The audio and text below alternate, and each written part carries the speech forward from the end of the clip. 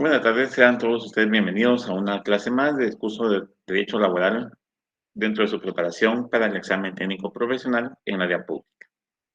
Esta semana continuaremos viendo algunas cuestiones con relación a las condiciones laborales, principalmente obligaciones de los patronos, lo que es la suspensión y terminación del trabajo o de la relación de trabajo y las prestaciones laborales.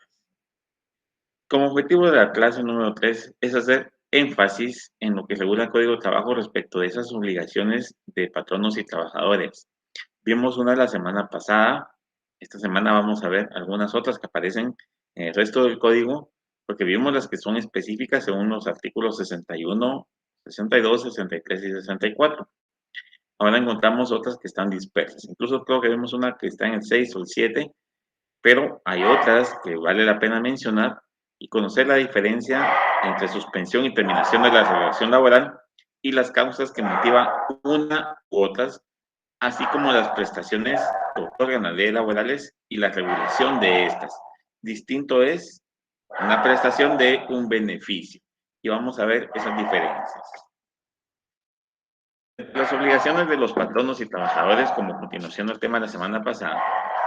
Como en todo cuerpo legal, el Código de Trabajo también tiene su objetivo y en este caso es el de regular los derechos y obligaciones tanto de patronos como de trabajadores, con ocasión esto del trabajo de la relación laboral y con esto crear los mecanismos para resolver los conflictos que puedan surgir entre ambas partes en esa relación de trabajo.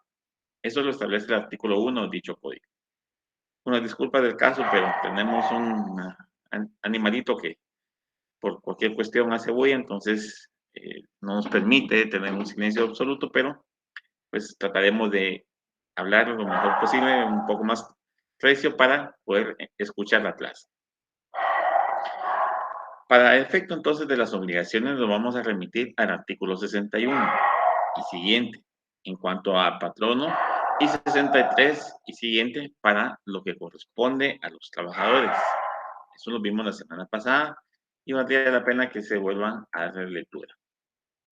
El propio artículo 61 hace referencia a que las obligaciones de los patronos están contenidas no solo en él, sino también en otros artículos, en sus reglamentos y en las leyes de previsión social. Por lo que vamos a hacer referencia a las más importantes o más comunes que se encuentran dentro del código en el artículo 61 y vamos a ver algunas otras. La primera de esas obligaciones es enviar a la Inspección General de Trabajo un informe impreso y anual con los datos de los egresos totales que haya tenido en concepto de salario, bonificaciones y cualquier otra prestación de carácter económico, incluyendo en ese informe los conceptos de jornadas extraordinarias.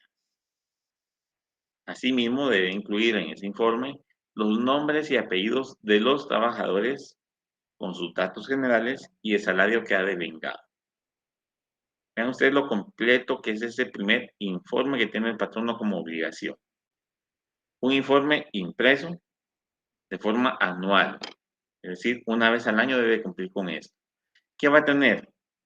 La cantidad total de los egresos que ha tenido el concepto de salario, bonificaciones y cualquier otra prestación económica que haya brindado durante ese año, debiendo incluir incluso lo relativo al pago de las jornadas extraordinarias o las horas extras como se le denomina comúnmente. Debe indicarse la cantidad de trabajadores que hay, colocarse el nombre y las generales de cada uno de ellos, así como el salario que ha devengado y las prestaciones que ha pagado, es decir, las bonificaciones, las jornadas extraordinarias, todo lo que ha cancelado por cada uno de los trabajadores para de alguna forma hacer una especie de balance. Bueno, usted tiene 100 trabajadores, a cada uno le pagó esto nos da un total de 400,000 quetzales en el año y cuadra con su informe impreso anual en cuanto a una tabla general resumiendo los egresos que tuvo por cada uno de esos conceptos. En salario pagó 300,000, en bonificaciones 50,000 y en aguinaldo otros 50,000. no pagó horas extras porque no tiene horas extraordinarias. Eso hay que hacerlo constar en ese informe y es una obligación del patrono de forma anual.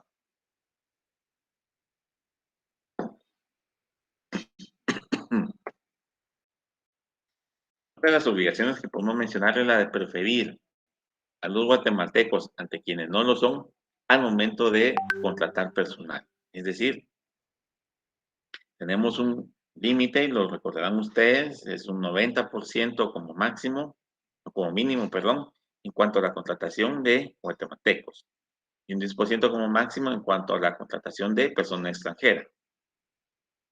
Ese porcentaje debe prevalecer siempre a favor de guatemaltecos. 90 es el mínimo, pero si de toda la masa laboral o de todas las personas aptas para los puestos, yo puedo contratar únicamente a guatemaltecos, pues lo voy a hacer. O si tengo necesidad o deseo contratar personas que no son guatemaltecas, el máximo permitido, perdón, dentro del total de trabajadores que yo tengo, va a ser en un 10%. Más allá de ese 10% no puedo contratar mano extranjera. Este informe, recuérdense ustedes, del numeral anterior que lleva los nombres y datos generales de las personas a que yo les pago mi salario. Es decir, aquí es una de las maneras en que la inspección de trabajo va a tener la posibilidad de verificar que yo estoy prefiriendo contratar a guatemaltecos ante extranjeros. Y que en todo caso, si tengo extranjeros, no me va a superar ese 10% que la misma ley me fija como un parámetro y lo vamos a ver más adelante. Creo que lo vimos la semana pasada igual. La siguiente obligación es guardar la debida consideración a los trabajadores, evitando los malos tratos. Considero que aquí pues, no necesitamos mayor explicación. Sabemos que un maltrato es un insulto, un golpe. Un maltrato no es una mala mirada o no es que me dejó de hablar. No. Insultos, golpes, situaciones similares es lo que se considera un maltrato y eso es una prohibición. O, o es una obligación, dependiendo del punto de vista de cómo lo vean. La siguiente que tenemos es entregar a los trabajadores los útiles, instrumentos y materiales necesarios para realizar el trabajo acordado, debiendo ser de buena calidad y en el caso dejen de ser eficientes o suficientes para esa labor, hay que reponer. La semana pasada vimos que es obligación dar los instrumentos útiles y materiales, pero no vimos hasta qué momento. ¿Sí? El material debe ser dado de buena calidad. No puedo yo como patrón exigir un trabajo eficiente, un trabajo bien hecho, si el producto, la materia prima o la herramienta que estoy dando no es apta para ese trabajo, no es de mejor calidad o de buena calidad siquiera. Y en caso de ser deficientes, es decir, que no alcance los materiales que le he dado, los instrumentos que le he dado para la realización del trabajo, a mis trabajadores debo de ponerles lo que necesiten, es decir, darles más de lo que se les dio oportunamente para poder completar esa labor. Recuerden que es obligación de los trabajadores el devolver ese excedente que nos han dado de más. Si nos dieron más materiales, si nos dieron instrumentos que no vamos a necesitar, que nos dieron eh, materia prima que no nos gastamos en su totalidad, debemos de devolver. ¿Para qué? Para que el patrono en la siguiente asignación laboral que nos dé, pues nos siga dando esa materia prima que ha sido de buena calidad. La siguiente obligación es proporcionarle un lugar seguro para guardar los instrumentos y útiles de trabajo. No podemos dejarlos más colocados en cualquier lugar, de una manera donde cualquiera los puede dañar o cualquiera puede sufrir un accidente a causa de ese descuido en cuanto a un lugar inadecuado para guardar las herramientas o los instrumentos o los materiales de trabajo. Eso es parte también de los reglamentos que hablamos la semana pasada, que los mencionamos en cuanto a seguridad e higiene, que algunos en sus correos me pidieron que les mandara los reglamentos, todo eso lo compartí, pero hay otros que me pidieron reglamento de trabajo. Entonces ahí sí me surgió la duda y les respondí el correo que era lo que realmente necesitaban, si era un modelo de un reglamento de trabajo o eran esos reglamentos de higiene y de salud que habíamos mencionado, porque son documentos totalmente distintos. Un reglamento de trabajo rige las condiciones en un lugar de trabajo. El reglamento de salud e higiene o salud y seguridad ocupacional rigen precisamente esos aspectos específicos en un lugar de trabajo.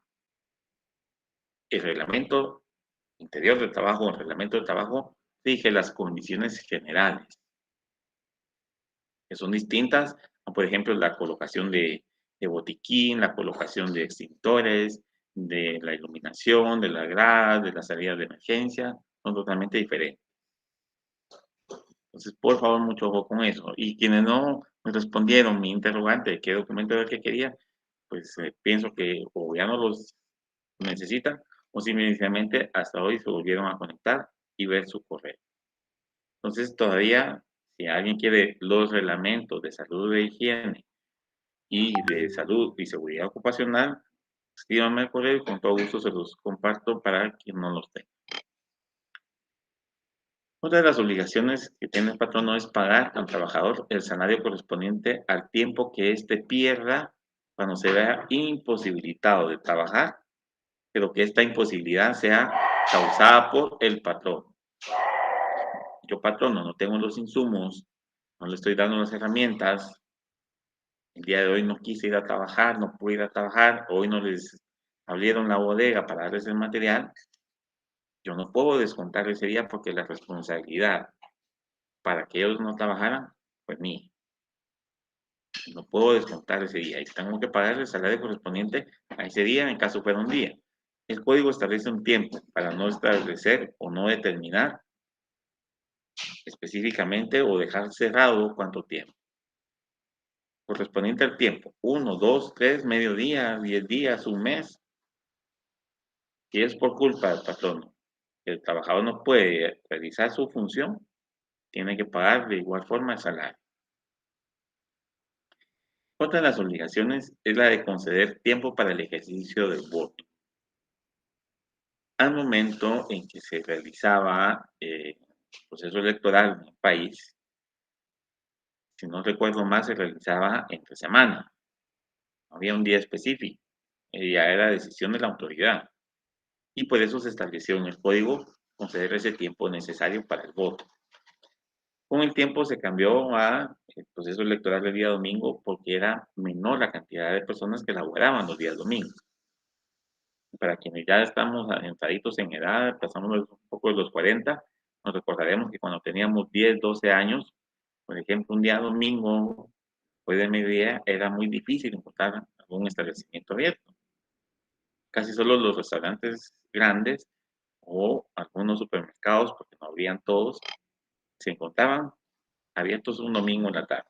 Era muy poca la persona que laboraba para ese día y por eso se dispuso que el proceso electoral se hiciera un día domingo. Hoy, pues, hoy día vemos en muchos lugares, muchos comercios de cualquier índole abiertos cualquier día de la semana o todos los días de la semana, pero la obligación de conceder ese tiempo para el ejercicio del voto persiste. Ahora, pues eso se hace el domingo porque es el día en que menor cantidad de personas laboran a nivel nacional. Pero existe obligación de proporcionar ese tiempo para poder ejercer el ejercicio del voto. Es decir, para que podamos emitir ese sufragio. Otra obligación que vale la pena mencionar es la de conceder licencia con goce de salario o de sueldo en los casos que enumera la literal ñ del artículo 61. La semana pasada mencionamos una o dos, por ejemplo, el nacimiento de los hijos, en caso de los varones, pues el papá se le van a conceder 2 días, el fallecimiento de un familiar, creo que es hermano, papá, si no estoy mal, son 2 o 3 días, y la literal ñ especifica la cantidad de días y los casos en que procede esa licencia con goce de sueldo. Sin embargo, la misma literal ñ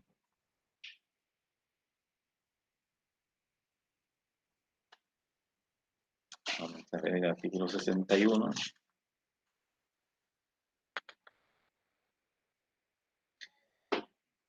nos indica en el numeral séptimo, literal N. En todos los demás casos específicamente previstos en el convenio o pacto colectivo de condiciones de trabajo. Obviamente esto es a lo interno de cada una de las entidades privadas o gubernamentales en que así se logre a través de un convenio o de un pacto colectivo. Y van a conceder licencia, por ejemplo, por el día del empleado de esa entidad. Tenemos un asueto, no es licencia. Van a conceder un día por o 2 días por sustentación de examen privado. Esa sí es una licencia, eso no es un asueto. ¿Sí? Es una licencia porque se logró a través de un convenio por un pacto en esa lucha que vamos a ver más adelante en el semestre, que es un pacto colectivo, que pretende un pacto colectivo, se logró ese beneficio, una licencia para sustentación de examen privado, con goce de salario. Está prevista en el numeral 7 de la literal Ñ, artículo 61. Cualquier otra que se genere en un convenio o pacto colectivo. No obstante, todas esas obligaciones que hemos visto, que las encontramos básicamente comprendidas en los capítulos 5 y 6 del título segundo, existen otras dentro del Código de Trabajo que, aunque están ubicadas, mucha gente las desconoce o muchas personas no las hacen ver, no las respetan siquiera porque se basan básicamente, acá la redundancia, en lo que establece el 61. Y vamos a enumerar algunas de ellas. El primer ejemplo que podemos citar es el artículo 6, en su párrafo tercero. ¿Qué establece ese artículo 6, párrafo tercero del Código de Trabajo? Los patronos no pueden ceder o enajenar los derechos que tengan en virtud de un contrato o relación de trabajo, ni proporcionar a otros patronos trabajadores que vienen contratados para sí. Es una prohibición. Los patronos no pueden ceder o enajenar los derechos que tengan en virtud de un contrato de trabajo. Es decir, yo no le puedo decir a otro patrono, mire, yo le cedo estos contratos de trabajo y vea usted qué hace con ellos. No, es prohibido. Es a menos, como lo establece el propio artículo, que exista el consentimiento claro y expreso de los trabajadores o del trabajador que se va a ver o se podría haber afectado. Yo, trabajador, si no doy mi consentimiento claro y expreso, pues ya sería un documento, mi patrón no puede ceder los derechos que se han generado de esa relación laboral. No los puede enajenar, no los puede vender, no puedes trasladarlos o trasladarme a mí para desempeñar el trabajo de otro patrono. Yo fui contratado para desempeñarle un trabajo a él. Tengo que tener yo como trabajador esa disponibilidad de dar mi visto bueno, de dar mi autorización o de aceptar esa situación. El siguiente que tenemos es el contemplado en el artículo 10.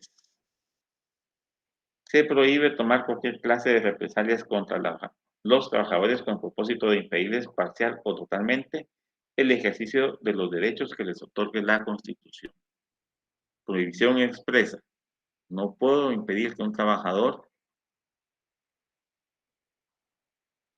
no pueda ejercer o hacer ver o pelear un derecho establecido principalmente en la Constitución. No se puede. Derecho a la libertad sindical. Tiene derecho. Derecho a tantas horas de jornada de trabajo. Tiene derecho. Derecho a los días de descanso. Tiene derecho. Todas esas normas están establecidas en una Constitución. La Constitución nuestra las establece, artículo 106, artículo 102, 101.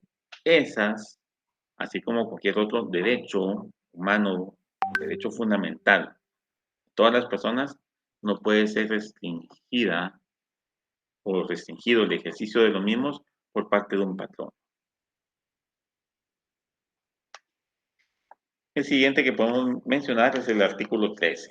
Se prohíbe a los patronos emplear menos de un 90% de trabajadores guatemaltecos y pagar a estos menos del 85% del total de los salarios que en sus respectivas empresas se deben.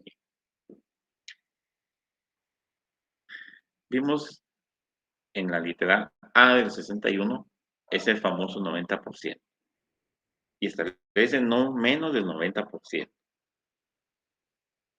Máximo de personas no guatemaltecas que se puede contratar en un lugar determinado de trabajo es 10%.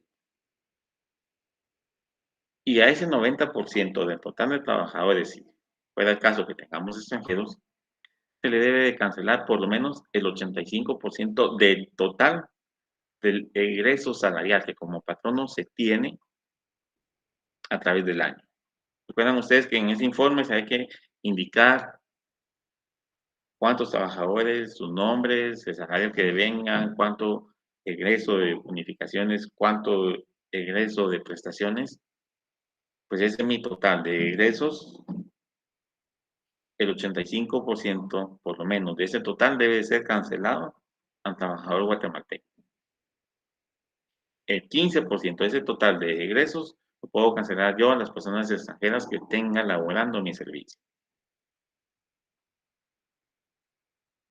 Pero no puedo pagar más de ese 15% y no puedo tener más de ese 10% de personas extranjeras en un lugar de trabajo.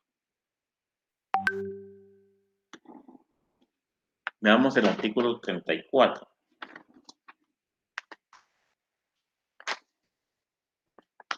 Se prohíbe celebrar contratos con trabajadores guatemaltecos para la prestación de servicios o ejecución de obras fuera del territorio de la República, sin permiso previo del Ministerio de Trabajo y Previsión Social.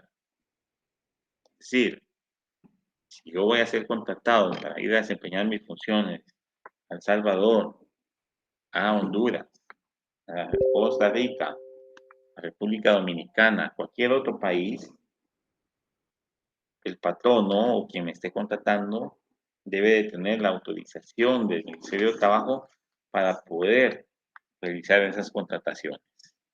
Si el Ministerio de Trabajo no autoriza, no se puede ser contratado en Guatemala e ir a prestar el servicio o a ejecutar la obra en un lugar distinto al territorio del país. Ahí tenemos el artículo 51.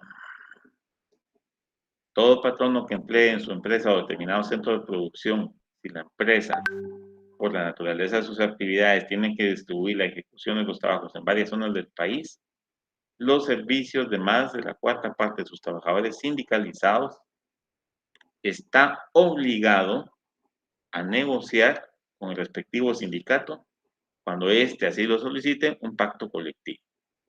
Es decir, si de mi total de trabajadores voy a asignar más de la cuarta parte para que realice trabajo en varias zonas del país y el sindicato así me lo pide, si es que tengo un sindicato o un comité ad hoc, debo de generar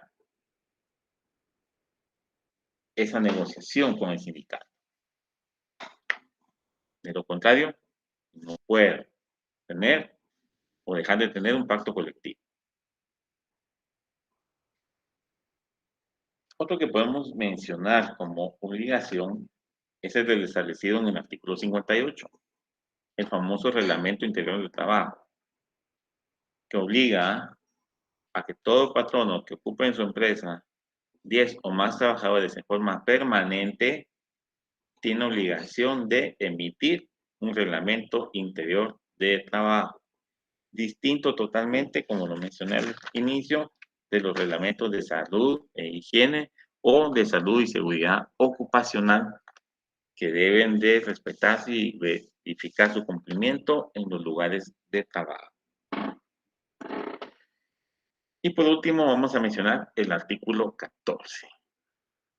Ese artículo 14, que lo mencionamos a grandes rasgos, la semana pasada, específicamente el 14 bis, prohíbe la discriminación por motivo de raza, religión, credos políticos y situación económica en los establecimientos de asistencia social, de educación, cultura, diversión o comercio que funcionen para el uso o beneficio de trabajadores, en las empresas o sitios de trabajadores de propiedad particular o en los que el Estado cree para los trabajadores en general. El acceso que los trabajadores puedan tener a los establecimientos a que se refiere este artículo no puede condicionarse al monto de sus salarios ni a la importancia de los cargos que desempeñen. Es decir, no podemos discriminar por esos 6 motivos. Ah, no, usted no tiene, no es por cuestión política ni religiosa, pero su escala salarial no le permite estar en este centro recreativo. No podemos discriminar como patronos ese tipo de cuestiones. Alguien me preguntaba la semana o con relación a este tema, ¿qué pasa con las personas que tienen tatuajes? ¿Pueden o no pueden ser discriminados? El artículo 14 no lo establece como tal. Yo le respondía, recuerda la época en que el código fue generado. Fue un código post-revolución, ¿sí? Después del 44, era muy poco probable que hubieran personas con tatuajes que estuvieran laborando o que quisieran laborar en cualquier dependencia pública o privada. Entonces no había esa situación o ese estigma o ese tabú que se tiene con relación a las personas que usan tatuajes. Hay muchos tatuajes que los usan por cuestiones artísticas, porque quieren recordar siempre algo y son alusivos a una situación. Y hay tatuajes como los que usan pues las personas que pertenecen a ciertos grupos de carácter delincuencial. Pero fuera de eso, no podemos discriminar. El código no lo establece como tal y no hay ninguna normativa. Pero, como yo le decía a esta persona, debemos de verificar entonces, si derivado del comportamiento del patrono con relación a un trabajador que pueda tener tatuajes, establecer si lo que ocurre es una discriminación según el tipo penal establecido en el Código Penal. Ya tendríamos que ver las circunstancias concretas del caso para establecer, bueno, la conducta de este patrono sí está afectando un derecho, sí está vulnerando un derecho de acuerdo con lo que establece el tipo penal, entonces no va a ser una infracción en materia administrativa laboral, sino que va a ser una infracción de una norma penal constitutiva de un delito y que puede tener una sanción consistente en una pena, multa o la pena que contemple ese tipo penal. ¿Se puede o no se puede discriminar por tener tatuaje? No lo contrato, lo puedo hacer. Dependerá del contexto, como les dije, de qué tanto estoy afectando yo a esta persona por no contratarla o por despedirla por eso. Hay que ver entonces si se puede incurrir en algún tipo penal. Si el patrón no incurre en un tipo penal, no hay prohibición en el Código de Trabajo de discriminación en ese sentido. El código tiene más de 60 años. Está muy atrasado para las tendencias o las corrientes en un montón de sentidos al día de hoy, principalmente en el tema de los tatuajes. Y vamos a ver otras cositas que están muy atrasadas. En cuanto, por ejemplo, cuando hablamos de los jueces de paz y su competencia, qué asuntos pueden conocer, y hay un artículo que menciona que conocerán cuando no exceda de 100 quetzales. 100 quetzales para 1940 centavos era bastante. Hoy usted agarra 100 quetzales y se va al mercado y no le alcanzan posiblemente ni para el súper de la semana. Cambia. Ha sufrido un incremento del valor de las cuestiones, pero el código todavía mantiene ese parámetro en cuanto a el monto de los procesos para un juez de paz, por ejemplo. Hay que tener mucho cuidado, hay que ver si hay algún convenio, hay que estudiar algún convenio para establecer si regula una situación mejor o igual ante lo que establezca el código. Con relación a los tatuajes, yo no he encontrado ningún convenio relacionado a eso en materia laboral. Una vez hemos establecido estas obligaciones que se tienen, el código también establece que se pueden cometer infracciones por parte de alguno de los involucrados en esa relación laboral, ya sea patrón o trabajador, y que estas infracciones pueden ser verificadas o puede verificarse la situación por parte de la Autoridad Administrativa de Trabajo, es decir, la Inspección General de Trabajo. Y si esta entidad determina que existen esas infracciones, también puede imponer sanciones para la parte de esa relación laboral que infrinja las disposiciones que rigen la relación laboral o bien que infrinja las disposiciones contenidas en cualquier cuerpo normativo de materia laboral. Asimismo, si se impide el trabajo de la inspección, la persona que impida ese trabajo de verificación, puede hacer la inspección, también puede ser sujeta de infracción, de sanciones. Con relación a esto, entonces, me viene procedente que veamos el contenido de los artículos 269 a 273, porque allí están comprendidas esas situaciones en caso incurramos en alguna infracción. Si incurrimos en alguna prohibición de las que hemos visto, ¿será que somos objeto de alguna sanción? ¿Será que estamos infringiendo alguna norma? Infracción sí hay. Por ejemplo, si no rendimos el informe anual, ¿hay una infracción?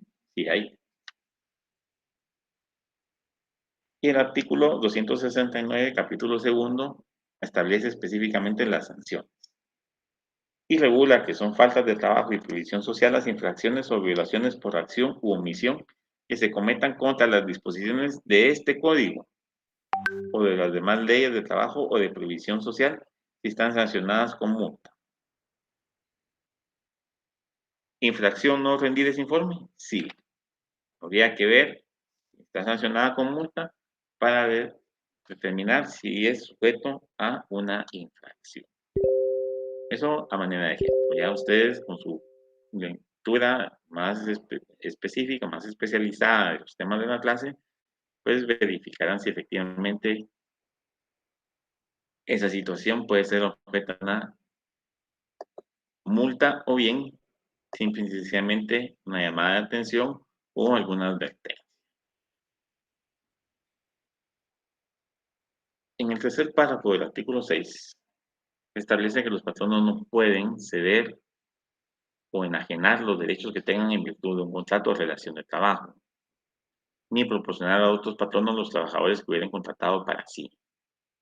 En este caso, el trabajador debe de dar su consentimiento para la sustitución o cambio de patrón. Esa sustitución no debe afectar los contratos de trabajo. Muchos dirán, esto es una sustitución patronal. Sí y no.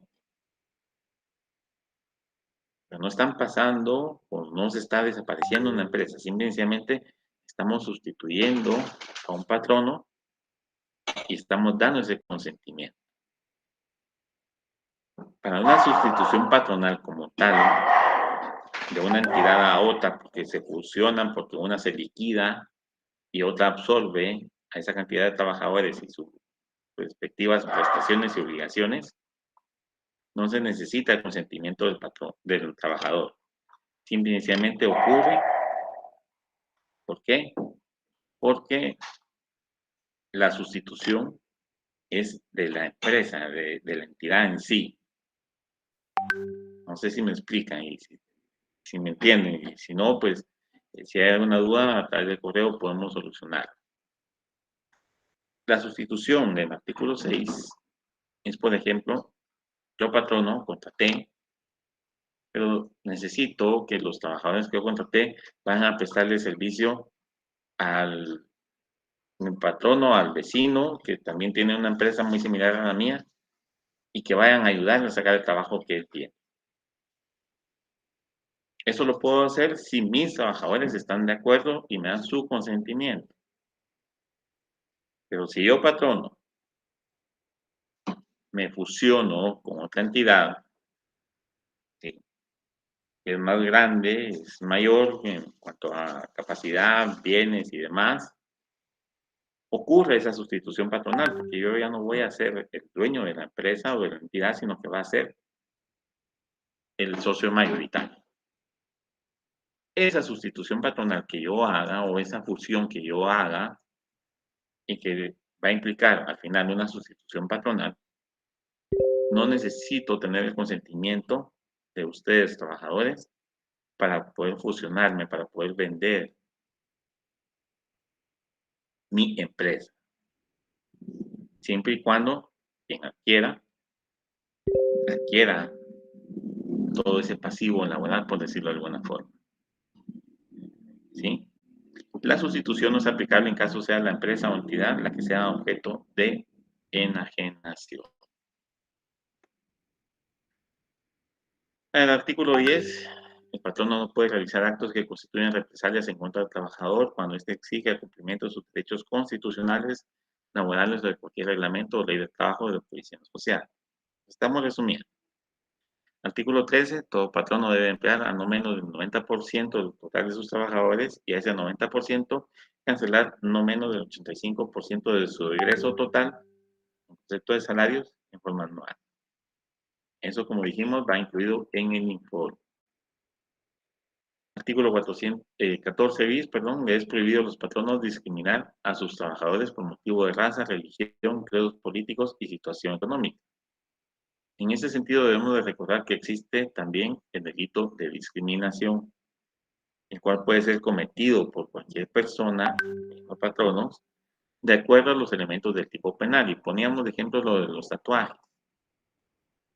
Si por mi tatuaje me está afectando mi relación laboral y así está dentro del tipo penal, quien comete el delito de discriminación se sale de la esfera de lo laboral, nos pasamos a la esfera de lo penal y el patrono tendrá que responder a un proceso penal. Pero si lo que está haciendo no es constituido según el tipo penal y me discrimina fuera de los motivos que están establecidos acá por tener un tatuaje, no está cometiendo ninguna infracción, no está cometiendo ningún delito, el patrón no está obligado a responder. Hay algunas entidades, incluso del Estado, que están ya un poco más abiertas a ese tipo de situaciones y permiten que dentro de sus trabajadores existan personas con tatuajes. Porque ya es más común cada día ver a cualquier persona de bien, profesionales con doctorados, con maestrías, que tienen tatuajes. Dependerá del contexto, dependerá del patrono, dependerá del lugar de trabajo para establecer si es factible o no permitir también a una persona con tatuajes para desempeñar algún trabajo.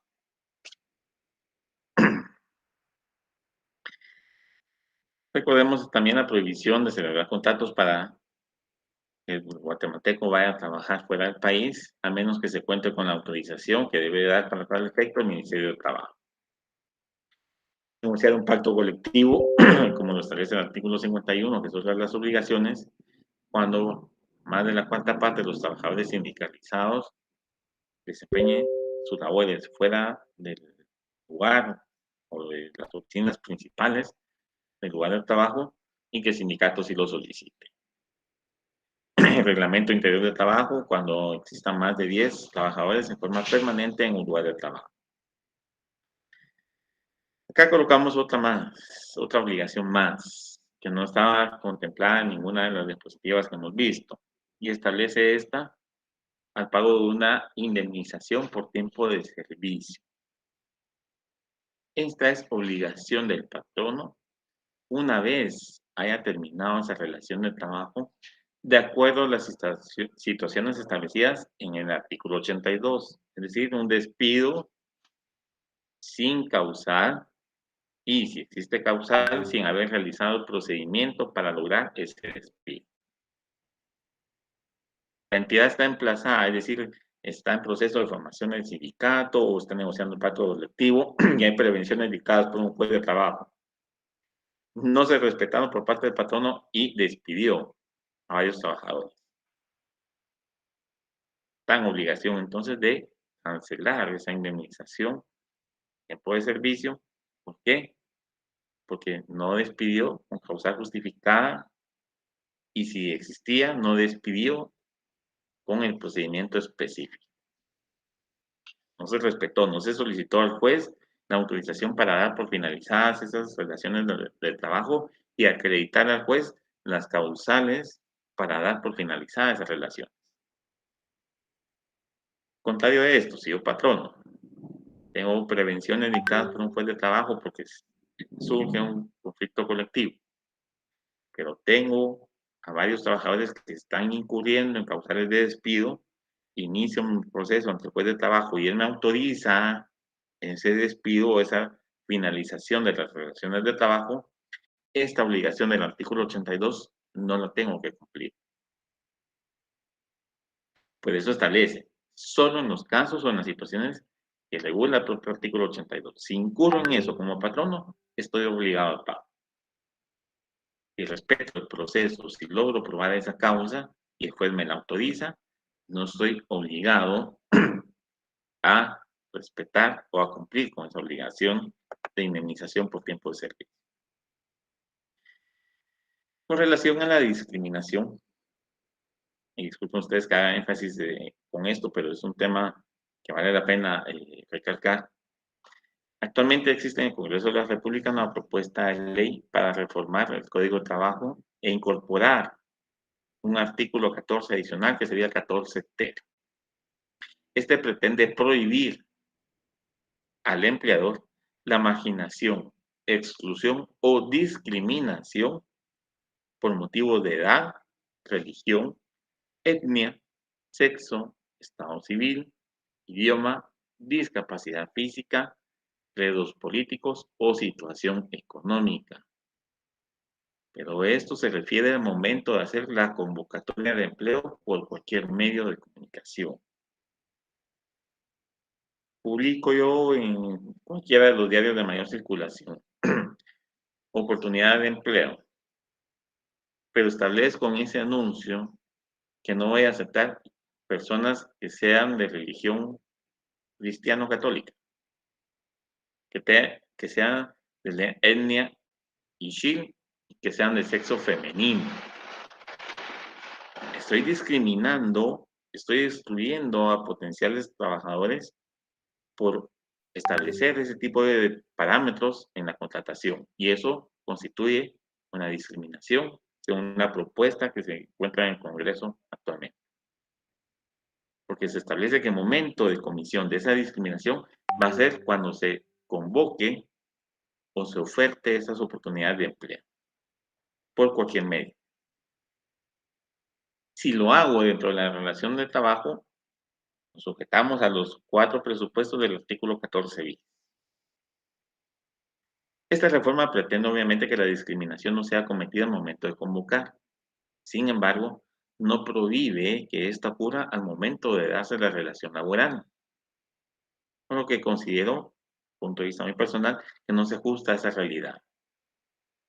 Que vamos a incluir un artículo que prohíba esa discriminación en aspectos más amplios, que sea entonces no solo el momento de la convocatoria, sino también ya con la existencia de esa relación de trabajo. Para ir evolucionando el derecho, no involucionando como ocurrió con las reformas del 1441 que se le hicieron al 330. Aunado a ello, existen los mismos presupuestos del artículo 14 bis, con la diferencia de que se incorporan la edad, el sexo, el estado civil, idioma y discapacidad física. Sin embargo, con relación a la discapacidad física, vale la pena que ustedes den lectura a la Ley de Atención a las Personas con Discapacidad.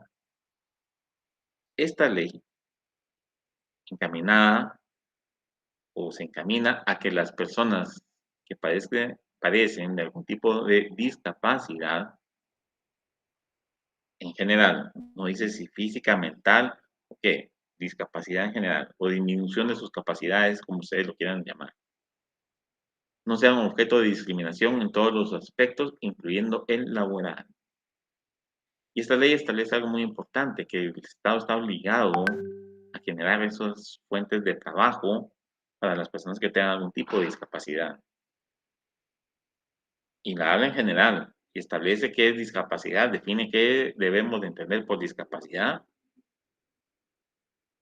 y que no debemos afectar a ninguna persona que tenga cualquier tipo de discapacidad dentro del ámbito laboral, ya sea al momento de contratar, durante la relación de trabajo o que ésta finalice por la ocurrencia o por la existencia de esa discapacidad, a menos obviamente que esa discapacidad no le permita realizar las funciones para las que fue contratado o contratada la persona y no podamos colocarla en algún otro puesto de trabajo.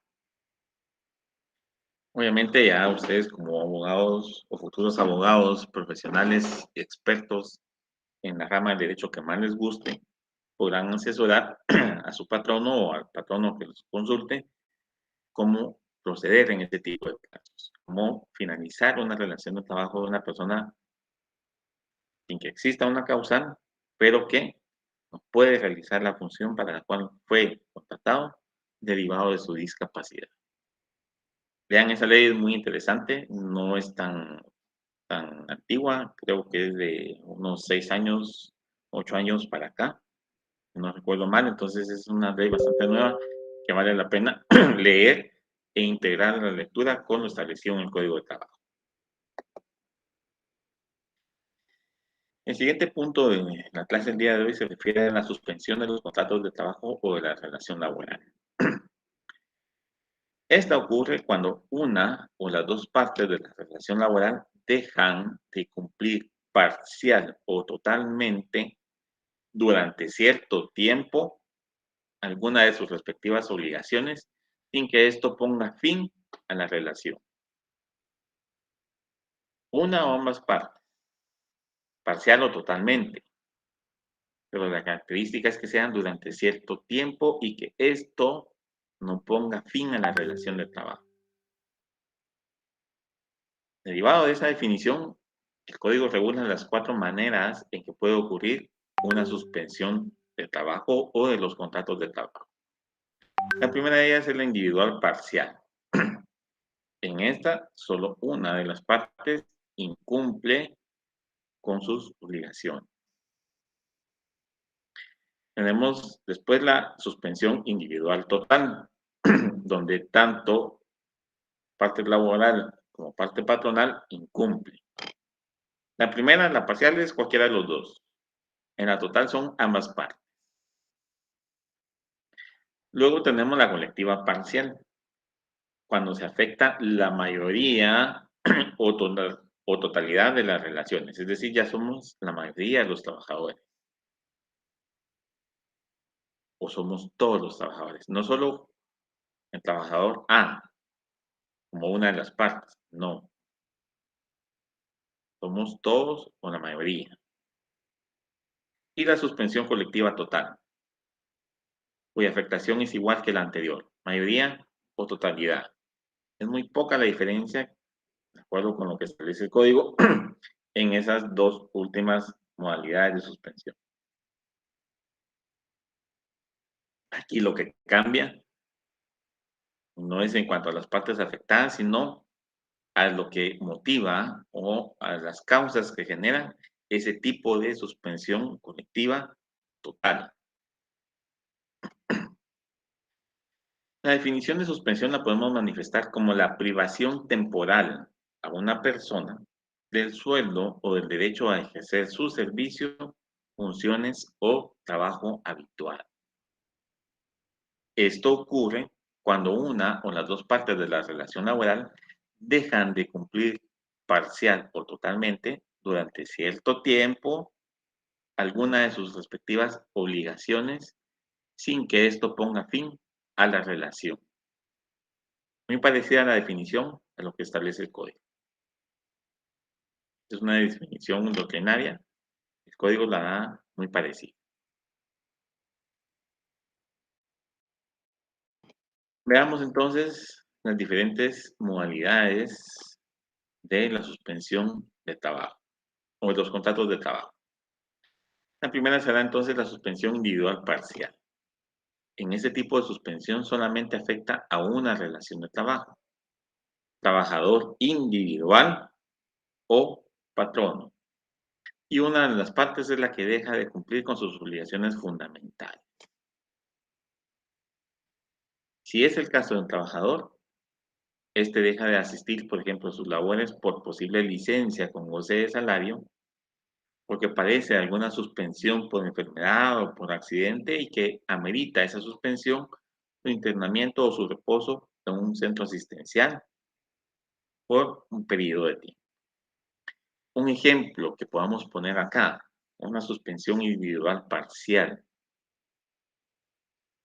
una licencia con goce de salario, ¿sí? ¿Suspende parcialmente la relación de trabajo? Sí. Voy a ser papá, el día de hoy nace mi hijo, yo aviso al patrono y me dan los 2 días que el código establece. Esos 2 días de licencia con goce de salario es una suspensión individual parcial. Solo afecta a una de las partes que no está cumpliendo con su obligación, que voy a hacer yo. Yo dejo de cumplir con mis obligaciones, pero como es licencia con goce de salario, el patrono no me va a descontar esos 2 días que me dio de licencia. A eso se refiere. Ese es un ejemplo que podemos poner en una suspensión individual parcial.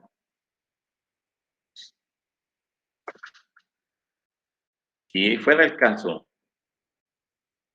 que quien no cumple con sus obligaciones es el patrono, puede ser que esto ocurra porque se encuentra en una insolvencia temporal o bien porque derivado de hechos ajenos a su persona, se vea en la necesidad de suspender labores en su empresa. Tanto en la parte patronal como en la parte del trabajador, la relación laboral no se da por finalizada toda vez que la suspensión es por un periodo y al finalizar la causa que la provoca, la relación puede ser retomada. Esto no significa entonces que exista algún perjuicio en cuanto a las prestaciones laborales se refiere. ¿Y en qué casos el patrono se puede ver compelido a incumplir con su obligación derivado de hechos ajenos a su persona? Una catástrofe, una inundación, un temporal, una tormenta, como afectó hace un año ETA, Iota, hace varios años el Stan, el Mitch. El patrono se vio impedido de poder habilitar su empresa en los lugares donde se sufrió más esa afectación, porque hechos ajenos a su persona, porque él no provocó esas tormentas, son cuestiones naturales, y suspendió labores, una semana, 15 días. Una suspensión donde el patrón no pudo abrir la empresa, no porque el trabajador no quisiera, no porque el trabajador estuviera de permiso o estuviera enfermo, fue porque el patrón no pudo abrir o habilitar su empresa. Eso es una suspensión individual parcial. La segunda es la suspensión individual total. Esta ocurre cuando ambas partes dejan de cumplir con sus obligaciones, pero de igual manera solamente afecta a un trabajador en lo individual o al patrón. En los casos de este tipo de suspensiones, el trabajador queda relevado, es decir, dispensado o perdonado o no queda obligado de ejecutar las labores convenidas en el contrato de trabajo, pero el patrón no sí queda obligado al pago del salario. Si la suspensión es individual, total, y el trabajador goza de los beneficios de la seguridad social, el patrón no queda obligado a cancelar únicamente las cuotas que ordenen los reglamentos que emita para el efecto el Instituto Guatemalteco de Seguridad Social. Un accidente. El trabajador goza de la cobertura de la seguridad social, pero la seguridad social no paga todo el salario. ¿Es una suspensión individual total? Sí, porque ni el patrón no va a poder continuar con el trabajo, ni el trabajador va a poder ir a prestar su servicio. ¿El patrón no tiene que pagar el complemento al salario? Sí, de acuerdo a los reglamentos que para el efecto emita el Instituto Guatemalteco de Seguridad Social. Vamos a mencionar entonces causas de suspensión individual total de los contratos. Y dentro de estas tenemos, uno, la licencia. Dos, los casos que contempla el artículo, creo que es el 84, verifiquemos.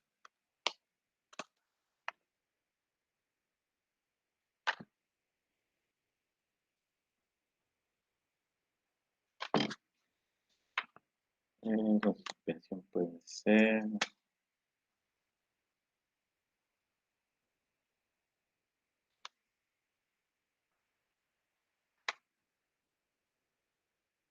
Artículo 68. Son causas de suspensión individual total de los contratos de trabajo a las licencias, los casos y goces de salario que acuerden patronos y trabajadores. B. Los casos previstos en el artículo 66, inciso B, una vez transcurridos los términos en los que el patrón está obligado a pagar medio salario, como se alude en dicho artículo, y a qué hace referencia el 66, causas de suspensión individual parcial de los contratos de trabajo. ¿Y cuál es la literal B? Las enfermedades, los riesgos profesionales acaecidos, los descansos pre y postnatales. Ahí tienen ustedes entonces un claro ejemplo, una suspensión individual total. Y por último, una literal C, la prisión provisional, la prisión simple y el arresto menor que en contra del trabajador se decreta. Es importante que recordemos que solamente puede ser decretada por un juez competente la prisión provisional simple o el arresto menor. Y esta debe de estar debidamente fundada y razonada en un auto de prisión, como lo establece la norma sustantiva penal. Si el delito fuere cometido contra su patrono, sus parientes o sus representantes, la suspensión opera sin responsabilidad para el patrono. Es decir, aquí el patrono no tiene por qué pagar salarios porque el delito fue cometido contra él, sus parientes o sus representantes. Pero si la suspensión no afecta al patrono porque no fue cometido el delito en contra de él, si se tiene obligación de cancelar los salarios correspondientes al tiempo que dure esa prisión de la persona trabajadora. ¿Ocurre o no ocurre en Guatemala? ¿Se respeta o no se respeta esa disposición? Serán muy pocos los casos donde posiblemente sí se respeten. Pero no estoy diciendo que no ocurre, pero supongo que en la mayoría de casos no se respeta.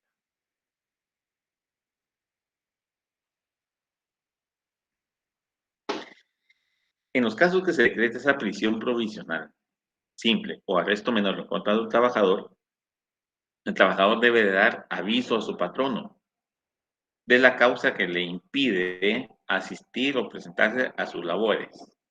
Ese aviso debe darse dentro de los siguientes 5 días a que se motivó la prisión. Y una vez haya finalizado esta, debe de retornar a sus labores dentro de los 2 días siguientes de finalizar. Si obtuvo su libertad el día viernes, día lunes ya se presenta a sus labores.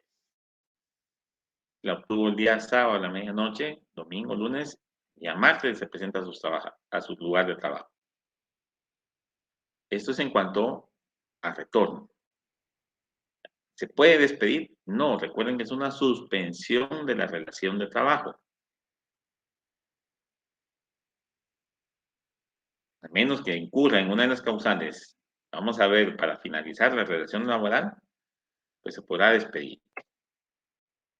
El alcaide o jefe del centro de detención deberá emitir a la persona, es decir, al privado de libertad, la constancia respectiva de su permanencia en dicho centro carcelario para efecto del aviso. Esa constancia obviamente la va a emitir a solicitud que haga el trabajador. Si no obstante esa solicitud hecha por el trabajador, la autoridad del centro de detención, alcaide, jefe o como se le denomine, no emite esa constancia, el trabajador puede informarle al juez de trabajo y este puede imponerle al alcaide o jefe del centro de detención una multa que oscila entre los 10 a 500 quetzales. Vean ustedes cómo es interesante esta situación, porque estamos en un impasse, si es un proceso penal o es un proceso laboral, o es administrativo porque le impuso una multa. ¿Qué tipo de proceso es? Estamos hablando de una detención, de una constancia de que el trabajador está permaneciendo o va a permanecer durante cierto tiempo en dicho centro carcelario, pero el alcaide no la emite. El trabajador acude a un juez de trabajo, cualquiera que sea, le expresa ese motivo, esa circunstancia, y si el juez de trabajo lo considera al final de su proceso, puede imponer una multa entre 10 a 500 quetzales. ¿Mezclamos penal con laboral y administrativo o qué pasa? ¿Qué ocurre? Me gustaría conocer sus respuestas a través de los correos para poderlas comentar al inicio de la próxima clase. Esta situación de suspensión se asemeja al derecho de inamovilidad, toda vez que el patrono no puede dar por finalizada la relación laboral sin causa justificada. Puede contratar, sí, a un trabajador temporal para que realice durante el tiempo que dure la suspensión de trabajo la labor que sea la persona suspendida y puede, sin responsabilidad de su parte, despedir a este trabajador temporal al momento que el trabajador suspendido regrese a sus labores. Causal de despido.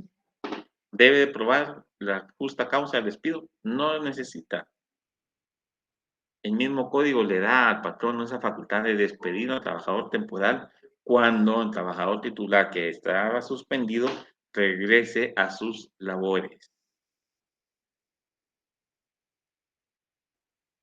Se terminó, se acabó en la relación de trabajo y nos vemos, que la vaya bien. Y no tiene por qué cumplir con la obligación del artículo 82 porque no está despidiendo sin respetar el proceso. La ley lo faculta.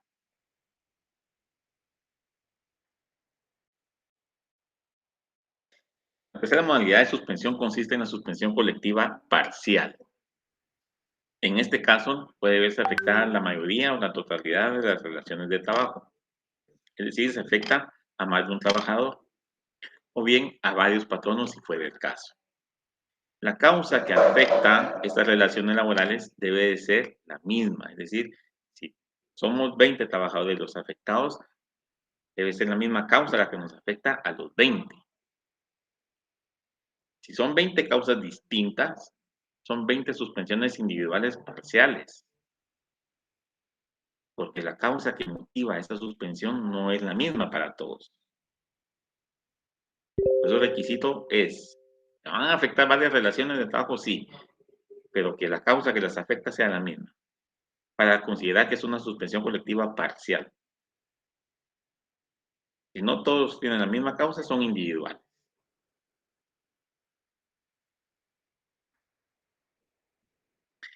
El artículo 70 establece entonces las causas de la suspensión colectiva parcial. Allí están numeradas o listadas las causas que motivan o que hacen encuadrar la conducta en esa relación de trabajo en una suspensión colectiva parcial. Si la suspensión fuera por motivo de huelga legalmente declarada con causas imputables al patrono, este tiene obligación de cancelar los salarios de acuerdo a lo previsto en el artículo 242 del Código de Trabajo, en el apartado de la huelga. Aquí tienen ustedes escondida otra obligación que tiene el patrono: pagar los salarios de acuerdo a lo previsto en ese artículo cuando la huelga fue legalmente declarada y las causas que motivaron la huelga son imputables al patrono. Cuando veamos el tema de la huelga en una de las clases, vamos a ver ese artículo 242. Y la cuarta forma de suspensión es la colectiva total. En esta, ambas partes quedan relevadas de sus obligaciones fundamentales sin responsabilidad para ellas, pero la relación se debe de ver afectada por la misma causa.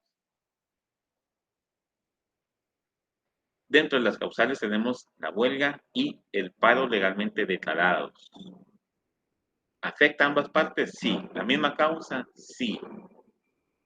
Porque si no, no hay huelga o si no, no hay paro. Falta de materia prima para llevar a cabo los trabajos. No me distribuyó mi proveedor. No puedo abrir la empresa porque ¿para qué la voy a abrir? No tengo materia prima. Los trabajadores tampoco van a llegar porque no van a llegar a hacer nada. Es una suspensión colectiva total. La muerte o incapacidad del patrono y los casos constitutivos de fuerza mayor o casos fortuitos. Desastres naturales o situaciones similares que impidan que ambos puedan presentarse a cumplir con sus obligaciones contractuales. En los casos en que la suspensión no sea por huelga o paro, la Autoridad Administrativa de Trabajo debe de emitir un acuerdo en el cual puede dictar medidas de emergencia sin que éstas lesionen intereses patronales y que den un alivio a la situación económica de los trabajadores. Y no hace mucho tiempo ocurrió una situación de esta.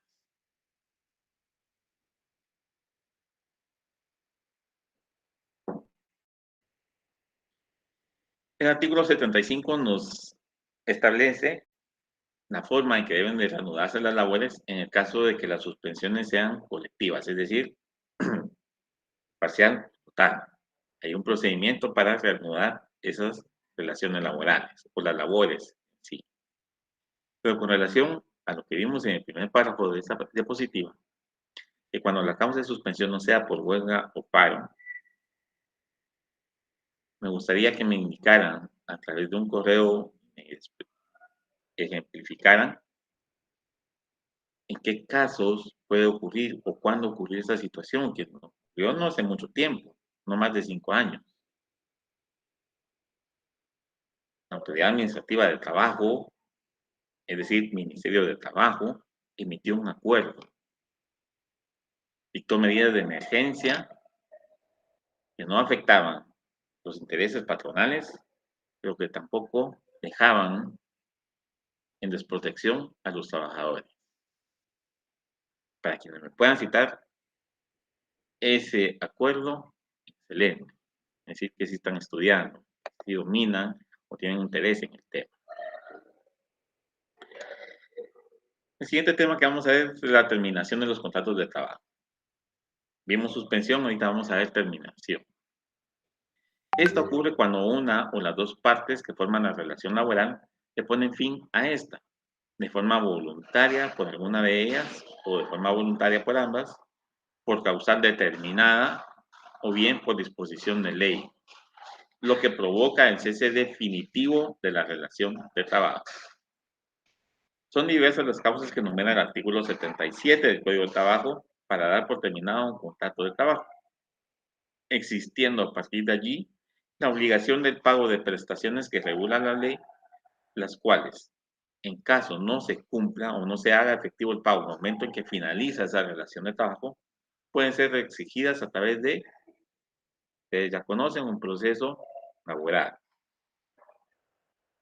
ya sea administrativo ante la Inspección General de Trabajo, el patrono llega y concilia y cancela, o bien en un juicio ordinario laboral para exigir y lograr que a través de una resolución judicial denominada sentencia se condene o no al pago de esas prestaciones que regula la ley. En los casos del artículo 86, ya hablando de la terminación de los contratos de trabajo, el patrono y el trabajador quedan liberados de toda responsabilidad. ¿Y qué establece el artículo 86? Exime a ambas partes de las obligaciones que pueda tener.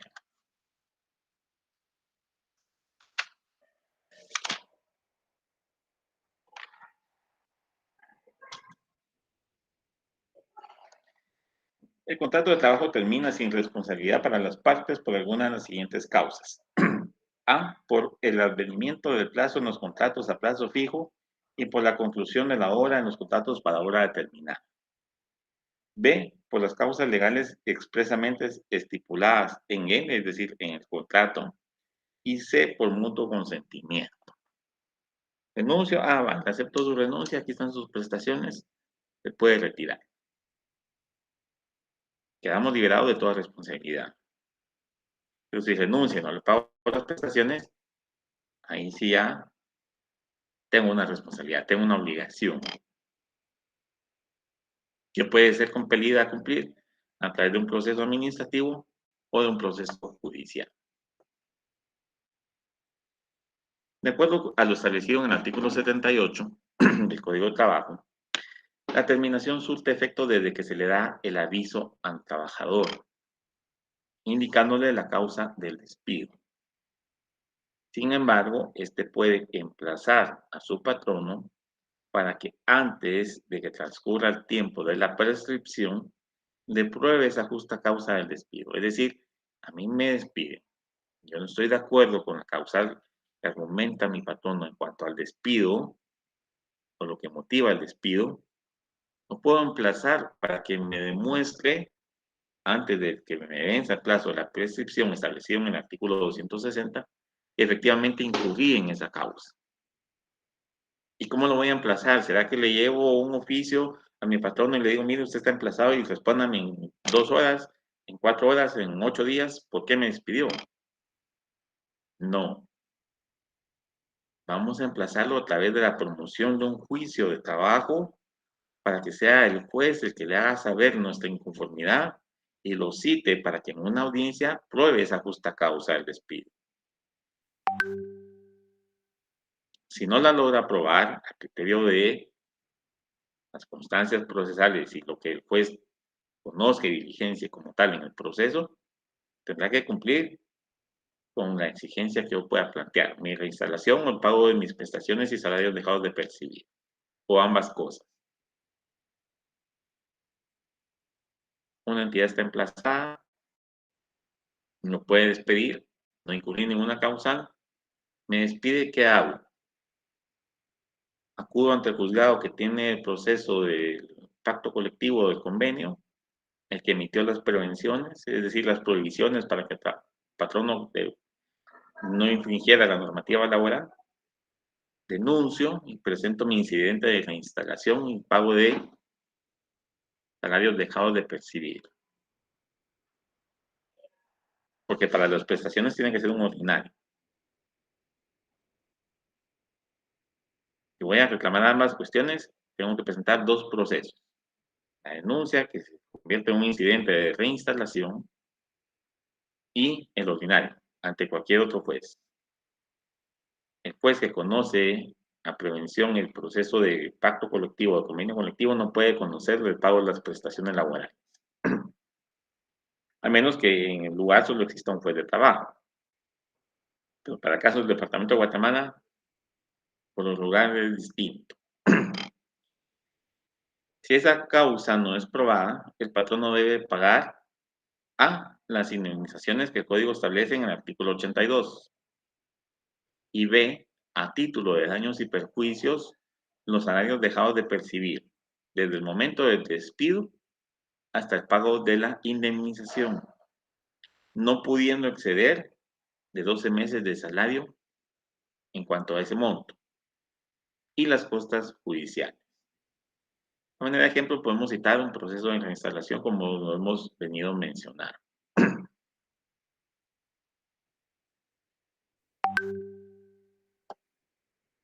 Como hemos visto, son distintas entonces las causas que existen para patronos y trabajadores para dar por finalizada esa relación laboral. Las causas que facultan al patrono están contenidas en el 77 y las del trabajador en el artículo 79, ambas del Código de Trabajo. El trabajador puede invocar a su patrono a cualquiera de las causas del despido, cualquiera de las causas del despido, indirecto, si este fuera el caso. Pero también el patrono puede emplazar al trabajador ante los órganos jurisdiccionales para probarle su abandono de labores sin justa causa, antes del vencimiento del plazo de la prescripción, que para efectos del patrono opera o se encuentra establecida en el artículo 262. Veamos ese artículo. Sí, un poco rápido porque ya estamos sobre el tiempo y todavía tenemos algunas diapositivas. Artículo 262. Los derechos de los patronos para reclamar contra los trabajadores que se retiren injustificadamente de su puesto prescriben en el término de 30 días hábiles, contados a partir del momento de la separación. Aquí ven ustedes un derecho que le asiste el patrono y no solo obligaciones o prohibiciones que tiene. Es un derecho del patrón. 30 días hábiles, es decir, poco más de un mes y medio aproximadamente. Son 30 días hábiles. Quitamos fines de semana y si dentro de esos 30 días ocurre un asueto, también se elimina ese asueto de ese plazo de la prescripción.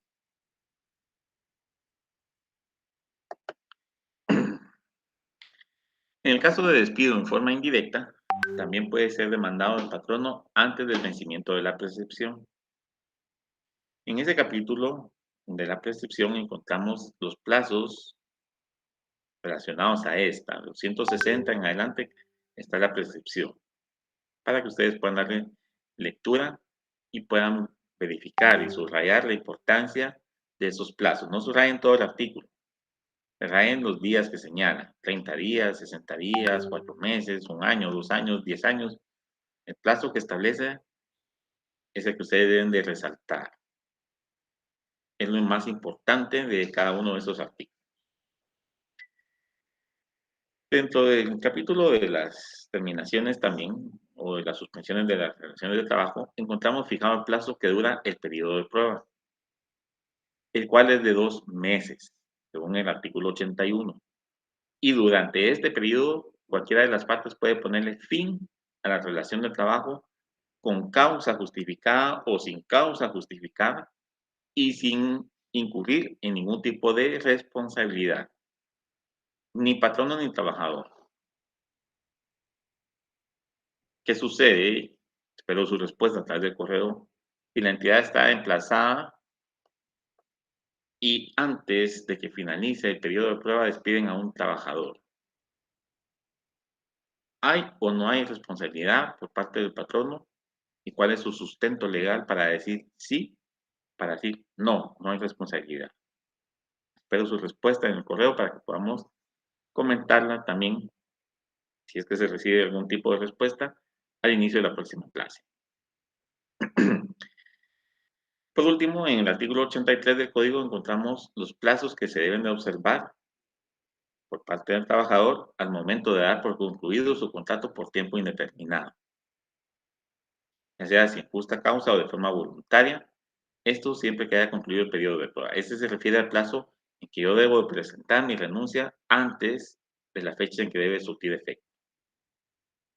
No tengo el año, 15, creo que es de 1 semana a 15 días. Si tengo más del año, con por lo menos 15 días de anticipación. Ahí está el plazo fijado. Subrayen los plazos importantes. Eso es lo más importante de un artículo. Y acostúmbrense a que cada plazo que ustedes subrayan en un código tenga el mismo color.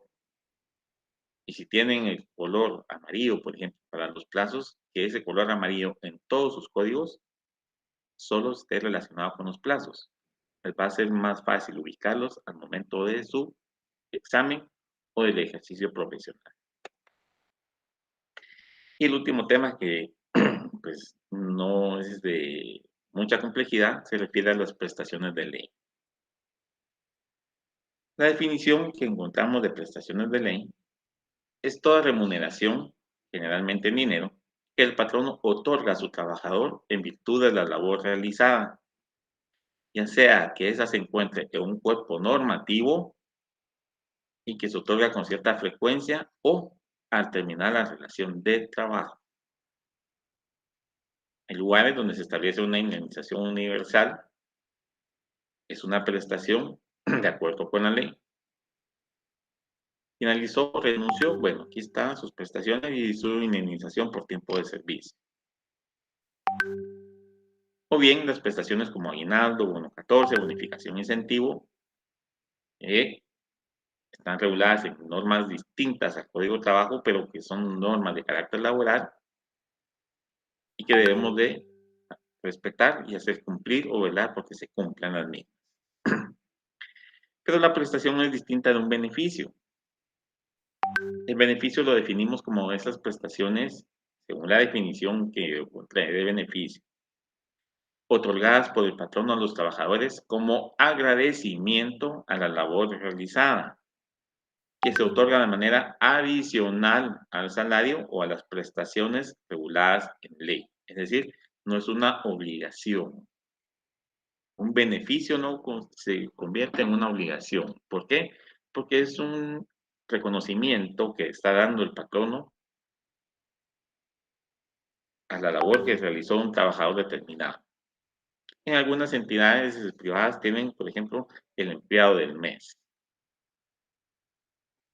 Cada mes ven quién es el trabajador que se ha esforzado más, que ha logrado sus metas, sus expectativas. En algunos lugares ese bono o ese reconocimiento es mensual, ese beneficio es mensual, en otros es al final del año.